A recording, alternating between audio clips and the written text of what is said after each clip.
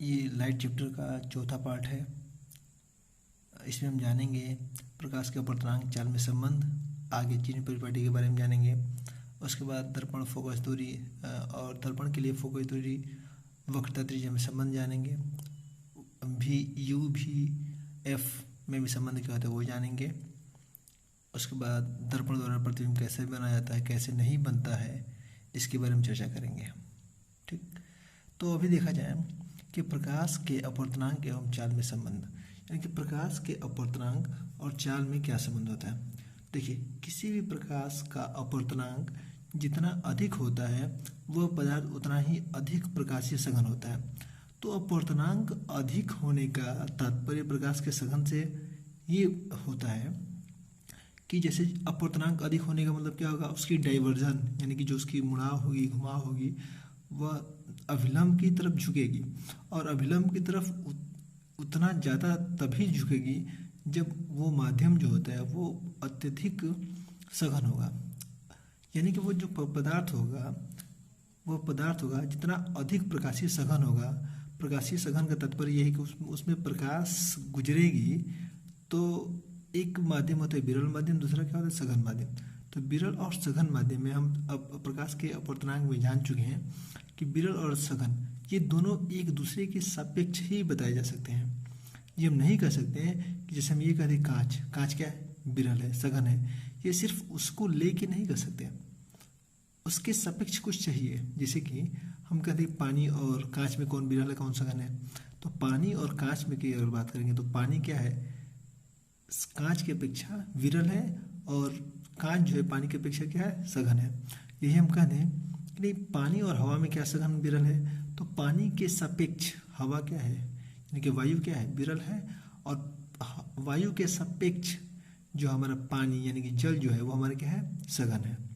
तो सघनता और विरलता का तात्पर्य यह होगा कि जब तक कि दो माध्यम नहीं होंगे तब तक सघनता और विरलता का पता नहीं लगा पाएंगे। ठीक, तो देखते हैं यहाँ पे ये है कि प्रकाश के अपवर्तनांक और चाल में संबंध होता क्या है। यानी कि अपवर्तनांक को एन से डिफाइन करते हैं और चाल को किससे करते हैं, वी से करते हैं। तो प्रकाश की चाल पता ही है कि उसकी स्पीड क्या होती है, कुछ न कुछ होती रहती है, बढ़ती रहती है। प्रकाश की चाल हर माध्यमों में क्या होती है, अलग अलग होती है, लेकिन कैसे होती है इसकी चर्चा हम अभी कर रहे हैं। देखिए, तो किसी भी पदार्थ का अपवर्तनांक जितना अधिक होता है, यानी कि जितना वो अधिक होगा, यानी कि जितना प्रकाश अभिलंब की ओर घूमेगी, यानी कि अपवर्तनांक अधिक का तात्पर्य हो कि वह अभिलंब की ओर ज़्यादा झुकेगी। जितना अभिलंब की ओर ज़्यादा झुकेगी वह पदार्थ उतना ही अधिक प्रकाशीय सघन होगा, तथा उस पदार्थ में प्रकाश की चाल उतनी ही कम होती है। जैसे एक नॉर्मली बात करते हैं, एक छोटा सा हम एग्जाम्पल लेंगे। जैसे कि अगर हम ये कहें कि आप सड़क पे दौड़ रहे हैं, सड़क पर दौड़ते दौड़ते दौड़ते एकाएक आप कीचड़ में दौड़ना स्टार्ट करेंगे। तो हालांकि एनर्जी तो वही लग रही है, लेकिन सड़क में दौड़ने पर जो एनर्जी है वो कम खपत होगी और स्पीड क्या होती जाएगी, हमारी बढ़ती जाएगी। लेकिन वही अगर हम कीचड़ में दौड़ना स्टार्ट करेंगे तो उससे ज़्यादा ही एनर्जी लगेगी, लेकिन उसमें हम लोग सही माध्यम से सही तरीके से दौड़ नहीं पाएंगे। क्यों नहीं दौड़ पाएंगे, क्योंकि हम माध्यम हमने चेंज कर दिया। सेम प्रोसेस वही होती है कि अगर यहाँ देखा ये जाए कि पदार्थ में प्रकाश की चाल उतना कम होती है। तो उतना कम क्यों होती है, क्योंकि जब भी विरल माध्यम से सघन माध्यम में प्रकाश प्रवेश करती है तो उसका चाल कम होता है। अपवर्तनांक बढ़ेगा तो चाल कम होता है, यानी कि अर्थात प्रकाश का अपवर्तनांक प्रकाश की चाल के व्युत्क्रमानुपाती होता है, n प्रोपोर्शनल टू 1/c। या फिर यहाँ ये भी हम कह सकते हैं कि n बराबर 1/c। ठीक, अब एक बात बताइए आप ही, हम जानते हैं n क्या होता है, प्रकाश का अपवर्तनांक होता है, और c ये क्या होता है, c प्रकाश की चाल होती है। तो यहाँ से एक चीज़ का ये पता लगा कि जो हमारे प्रकाश का अपवर्तनांक होता है उसकी चाल के व्युत्क्रमानुपाती होती है। का कहने का मतलब ये होता है कि अगर प्रकाश का अपवर्तनांक बढ़ेगा तो उसकी चाल कम होगी, अगर अपवर्तनांक घटेगा तो उसकी चाल क्या होगी, अधिक होगी। तो ऐसे समझ ये लें कि अगर प्रकाश विरल माध्यम में चलेगी, जितना ज़्यादा माध्यम विरल होगा उतना प्रकाश की चाल क्या होगी, सर्वाधिक होगी। जैसे हम पढ़ चुके हैं सबसे पहले कि प्रकाश की चाल निर्वात में 3 × 10⁸ मीटर प्रति सेकंड होती है। यानी कि निर्वात जो होता है कोई माध्यम, यहाँ हवा ही नहीं है, निर्वात, ठीक। यानी कि वो कोई माध्यम नहीं है, तो माध्यम ना होने का, अगर उसको माध्यम माना जाए तो वहाँ क्या है, सघनता है ही नहीं, पूरी विरलता है। तो जो वहाँ पे प्रकाश की चाल क्या है, तो सर्वाधिक होती है। उसके बाद किसी भी माध्यम में जाएंगे प्रकाश की चाल हमेशा घटती जाती है, ठीक। तो यहाँ से ये मिल गया कि n प्रोपोर्शनल 1/t या फिर n बराबर 1/t लिख दीजिए। n1 प्रोपोर्शनल 1/c 1 कर दे, चाहे n बराबर 1/c कर दे, n2 बराबर 1/c2 कर दे, सिमिलर सेकेंड हो गया। जब दोनों को एक साथ मिलाएंगे, अनुपात लेंगे तो कितना होगा, देखिए तो n1/n2 = 1/c1/1/c2, c2 पर c1 नीचे, यानी कि n1/n2 = c2/c1। यानी कि अपर्तनांक जो होता है, प्रकाश की जो अपर्तनांक होती है वो चाल के व्युत्क्रमानुपाती होती है। ये देखिए, किसी माध्यम का निरपेक्ष अपर्तनांक निर्वात में प्रकाश की चाल ता उस माध्यम में प्रकाश की चाल के अनुपात के बराबर होती है। अर्थात किसी माध्यम का निरपेक्ष अपर्तनांक जो होता है निर्वात में प्रकाश की चाल बट्टा में माध्यम में प्रकाश की चाल, ठीक। वायु के सापेक्ष कांच का अपर्तनांक, यानी कि वायु के सापेक्ष कांच का अपर्तनांक, यानी कि जिसके सापेक्ष होगा वो क्या होता है, हमेशा नीचे आता है। जिसके सापेक्ष वो हमेशा क्या होता है, नीचे आता है। जैसे कि एक छोटा सा एग्जाम्पल बताएंगे। जैसे अगर आप इंटर क्वालिफाइड है या फिर इंटर का एग्जाम देने वाले हैं, या फिर हाई स्कूल का एग्जाम देने वाले हैं, या फिर 8th का एग्जाम देने वाले हैं, तो उससे कोई मतलब नहीं है। जैसे मान लीजिए हम इंटर की बात करते हैं, इंटर कितने मार्क्स का होता है, टोटल 500 का। 500 में आपको कितना नंबर मिल गया, 300 नंबर। तो क्या लिखा ये जाता है कि 300/500 ये लिखा जाता है ना। तो यानी कि ये जो 500 नंबर मिला आपको, 300 नंबर किसके सापेक्ष मिला आपको, 500 नंबर के सापेक्ष मिला। अतः ये कह सकते हैं कि जो सापेक्ष होता है वो हमेशा कहाँ जाएगा, नीचे जाएगा। यहाँ देखिए क्या लिखा हुआ है, वायु के सापेक्ष कांच का अपर्तनांक, यानी कि वायु कहाँ जाएगा, नीचे, और कांच कहाँ जाएगा, ऊपर। अब ये उल्टा हो जाएगा क्योंकि अपर्तनांक जो होता है चाल के व्युत्क्रमानुपाती होता है। तो वायु में प्रकाश की चाल, यानी कि जब वायु का अपर्तनांक नीचे है तो प्रकाश की चाल कहाँ चल जाएगा, वायु वाला ऊपर और ये वाला नीचे, ठीक। तो अभी हमने जाना कि वायु के सापेक्ष कांच का अपर्तनांक, यानी वायु के सापेक्ष कांच का अपर्तनांक जो होता है, जो सापेक्ष होगा नीचे होगा, जो इसका निकालना होगा कहाँ जाएगा, ऊपर जाएगा। और इसके व्युत्क्रमानुपाती क्या होता है, हमारा चाल होता है। जब वायु नीचे है अपर्तनांक तो वायु का चाल कहाँ जाएगा, ऊपर जाएगा। यहाँ ग्लास जब ऊपर है तो इसका चाल कहाँ जाएगा, हमारा नीचे जाएगा। क्लियर। आइए देखा जाए कुछ इंपॉर्टेंट फैक्ट है। इंपॉर्टेंट फैक्ट में क्या है, थोड़ा देखा जाए तो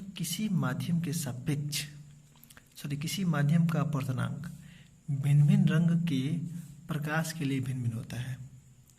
यानी कि lambda is also in proportional to 1/n, यानी कि लेम्डा जो होता है क्या होता है, अपर्तनांक के व्युत्क्रमानुपाती होता है। यानी कि चाल तरंग दैर्घ्य बढ़ेगी तो अपर्तनांक घटेगी, अपर्तनांक बढ़ेगी तो तरंग दैर्घ्य क्या होगी, घटेगी। अब देखिए आगे क्या है, ताप बढ़ने पर भी अपर्तनांक सामान्यतः घटता है। ताप बढ़ने पर भी अपर्तनांक सामान्यतः घटता है। अब ये ताप बढ़ने पर अपर्तनांक सामान्यतः घटने का तात्पर्य क्या होता है, तो थोड़ा समझा जाए। जैसे कि हम पढ़ चुके हैं बहुत पहले कि जो भी पदार्थ होता है गर्म होने के बाद क्या होती है, ऊपर उठती जाती है। जैसे कि हवा के बारे में हवा के बारे में चर्चा कर ली जाए तो वायु जो होती है गर्म होने के बाद क्या होती है, धीरे धीरे ऊपर उठती जाती है और ठंडी हवाएं नीचे आती जाती है। जब वायु गर्म होगी तो ऊपर उठेगी तो वायु का जो मात्रा होगी नीचे क्या होती जाएगी, कम होती जाएगी। जब नीचे कम होगी, ध्यान दीजिएगा, जब नीचे कम होगी तो उसकी जब वायु की मात्रा जब नीचे कम होगी तो वो क्या होगा, माध्यम विरल होगा। और पीछे पढ़ चुके हम लोग जितना माध्यम जितना विरल होगा उतना प्रकाश की चाल क्या होगा, अधिक होगी और अपवर्तनांक क्या होता जाएगा, कम होता जाएगा, क्योंकि प्रकाश की चाल अपवर्तनांक के व्युत्क्रमण क्रमानुपाती होती है। तो जितना माध्यम विरल होगा प्रकाश की चाल अधिक होगी और माध्यम क्या होता जाएगा, विरल होता जाएगा, और अपवर्तनांक का मान क्या होता जाएगा, कम होता जाएगा। क्लियर। एक चीज और होता है जो सापेक्ष अपवर्तनांक होता है उसका व्युत्क्रमणुपाती जो होता है उसके उल्टा होता है। जैसे कहने का मतलब ये होता है कि इसको थोड़ा देखा जाए, WNG का मतलब क्या होता है कि वाटर यानी कि पानी यानी कि जल के सापेक्ष शीशे का अपवर्तनांक। तो इसको चाहे तो हम लोग ऐसे भी लिख सकते हैं, सम इम्पॉर्टेंट फैक्ट यानी कि कुछ महत्वपूर्ण बिंदु। ये होता क्या है थोड़ा इसके बारे में चर्चा कर ले जाए। अभी तक हमने पढ़ा प्रकाश के अपवर्तनांक एवं चाल में संबंध, तो उसी के अकॉर्डिंग किसकी चाल कहाँ कितनी क्या होती है इसके बारे में चर्चा हम लोग करेंगे। देखिए, तो किसी माध्यम का अपवर्तनांक भिन्न भिन्न रंग के प्रकाश के लिए भिन्न भिन्न होता है। किसी माध्यम का अपवर्तनांक भिन्न भिन्न प्रकाश के रंग के लिए भिन्न भिन्न होता है। अच्छा, एक बात देखिए, कुछ दिन पहले पीछे हम लोग पढ़ चुके हैं, जैसे कि आगे हम लोग पढ़ेंगे प्रकाश का वर्ण विक्षेपण। तो वर्ण विक्षेपण का मतलब क्या होता है कि श्वेत प्रकाश के 7 रंगों में विभक्त होना। तो जब श्वेत प्रकाश 7 रंगों में विभक्त होता है तो वो किसके अकॉर्डिंग विभक्त होता है इसकी चर्चा हम करेंगे। तो उसमें ये होती है हमारी वेवलेंथ, ये होती है फ्रीक्वेंसी, यानी कि प्रकाश की जो ये तरंग दैर्घ्य होती है ये हमारी क्या होती है, आवृत्ति होती है। अच्छा, काम एक चीज़ देखते हैं हम, एक चीज़ पीछे पढ़ चुके हम लोग कि यहाँ अपवर्तनांक है। एक चीज़ हम ये देख चुके हैं, अपवर्तनांक जितना होगा ज़्यादा झुकेगा, यानी कि किसी भी माध्यम का अपवर्तनांक जितना अधिक होगा, किसी भी माध्यम का अपवर्तनांक जितना अधिक होगा उसमें प्रकाश की चाल क्या होती जाएगी, कम होगी। जब प्रकाश की चाल कम होगी तो एक फार्मूला होता है V बराबर F लेमडा, यानी कि प्रकाश की चाल, फ्रीक्वेंसी और लेमडा। तो एक चीज़ देख चुके हैं कि जहाँ ये जो अपवर्तनांक है इसका मान बढ़ेगा तो इसका वेवलेंथ क्या होगा, हमारा कम होगा। जब वेवलेंथ कम होगा तो वेलोसिटी ऑफ लाइट यानी कि प्रकाश की चाल क्या होगी, वो भी कम होगी। ठीक, इस प्रकार हम कह सकते हैं कि किसी माध्यम के अपवर्तनांक भिन्न भिन्न रंग के लिए भिन्न भिन्न रंग के प्रकाश के लिए क्या होता है, भिन्न भिन्न होता है। ठीक, आगे देखते हैं। ताप बढ़ने पर अपवर्तनांक सामान्यतः घटता है। अब ये ताप बढ़ने पर अपवर्तनांक घटने का तात्पर्य क्या होता है, एक चीज़ थोड़ा देखते हैं। तो पीछे हम जान चुके हम लोग कि जो अपवर्तनांक होता है वो जितना घटेगा, यानी कि घटने का मतलब क्या होगा, चाल बढ़ेगा। अपवर्तनांक बढ़ेगा इसका मतलब क्या होगा, चाल कम होगा। इसका तो मतलब यही हुआ। तो एक चीज़ यहाँ ये देखते हैं हम लोग कि ताप बढ़ने पर अपवर्तनांक कैसे कम होता है। देखा जाए, एक चीज़ देखते हैं, हवा को ही लिया जाए तो जब हवाएं गर्म होती है तो क्या होती है, ऊपर उठती हैं। तो जहाँ जब ऊपर जाएंगे हवाएं गर्म होंगी तो नीचे क्या होगा, ऊपर के सापेक्ष नीचे क्या होगा, हमारा विरल होगा, ऊपर क्या होगा, सघन होगा। इसी प्रकार जितने भी पदार्थ होते हैं उनको गर्म किया जाए तो उनके अणुओं में क्या होती है, प्रसार होती है। जब अणुओं में प्रसार होगी तो उनमें विरलता आती है, और विरलता के कारण पीछे पढ़ चुके हम लोग, जब माध्यम विरल होगा तो अपवर्तनांक का मान क्या होगा, घटेगा। जब माध्यम सघन होगा तो अपवर्तनांक का मान क्या होगा, बढ़ जाएगा। एक चीज़ और देखते हैं हम लोग, यहाँ एक चीज़ देखते हैं जैसे कि WNG यानी कि पानी के सापेक्ष कांच का अपवर्तनांक, ये उल्टा होता है कांच के सापेक्ष पानी का अपवर्तनांक। जैसे कि यहाँ पे देखा जाए 2 माध्यम हुआ, ठीक, ऊपर वाला माध्यम हमारा वाटर हुआ, नीचे क्या हुआ, ग्लास हुआ। जब प्रकाश एंट्री करेगा, मतलब प्रकाश जब, तो एक चीज़ में होता है जब प्रकाश एक माध्यम से दूसरे माध्यम में प्रवेश करती है तो अपने मार्ग से विचलित होती है, यानी कि जब विलंब होगा तो अपने मार्ग से क्या होगी, विचलित होगी। वो डिपेंडेंट उस पर करेगा कौन माध्यम सघन है और कौन माध्यम विरल है। अगर सघन होगा, ये नीचे वाला सघन होता है अवलंब की ओर झुक जाएगी, और नीचे वाला विरल होता है अवलंब से क्या हो जाएगी, दूर हट जाएगी। तो अभिलंब की ओर झुकने का मतलब क्या होगा, प्रकाश की चाल कम होगी, और अभिलंब से दूर हटने का मतलब क्या होगा, प्रकाश की चाल अधिक होगी। क्लियर। तो यहाँ एक चीज़ देखते हैं, इसको हम ऐसे लिख सकते हैं कि NG बटा में NW बराबर इसको, अब इसको हम क्या लिख सकते हैं कि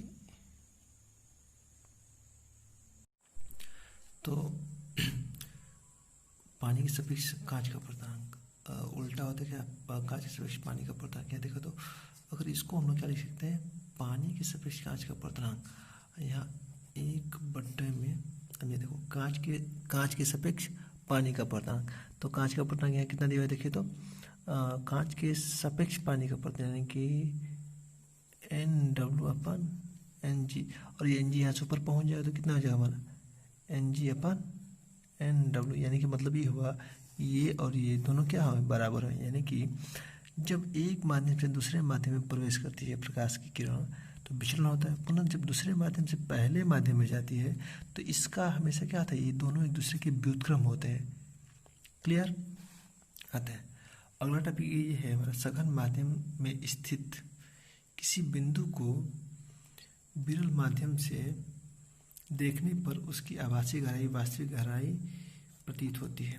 अब जैसे एक छोटी सी बात ये होती है कि जैसे बाल्टी में पानी भर लिया जाए, जब बाल्टी में पानी भरेंगे तो अगर वास्तविक गहराई देखी जाए तो अगर उसकी 1 फीट होगी, अगर नॉर्मली मान लें, तो अगर पानी भरने के बाद देखी जाए तो उसका जो पेंदी होती है यानी जो तली होता है वो थोड़ा सा ऊपर उठ जाता है। तो ऊपर उठने का मतलब ये होता है कि अपवर्तनांक के कारण सघन माध्यम स्थिति, यानी कि वो जो पानी भरा हुआ बाल्टी है, तो ये जो बाल्टी है उसका जो पेंदी होगा इसमें क्या होगा, हमारा सघन माध्यम होगा, ऊपर क्या होगा, हमारा विरल माध्यम होगा। तो इस वजह से क्या होती है, वो हमेशा उसकी जो वास्तविक गहराई से कुछ उठी हुई प्रतीत होती है। क्या होता है हमारा, ये आर का मतलब रेयर हुआ, डी का मतलब डेंसर होता है। रेयर का मतलब विरल माध्यम, सघन माध्यम। तो विरल माध्यम के सापेक्ष सघन माध्यम का अपर्तनांक जो होता है वास्तविक गहराई बट्टा में वस्तु की आभासी गहराई के बराबर होता है।